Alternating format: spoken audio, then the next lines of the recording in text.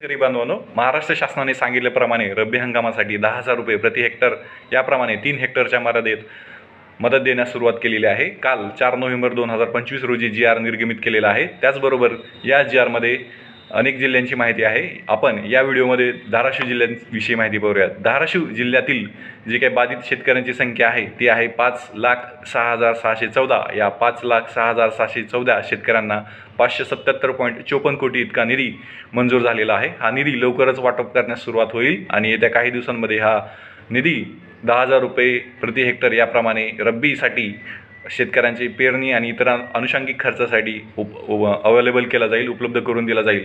अशाच प्रकारचे महाराष्ट्र शासनाचे नवनवीन GR, नवनवीन अपडेट्स, नवीन योजना पाहण्यासाठी तुम्ही माझं चॅनल नक्कीच सबस्क्राईब करा।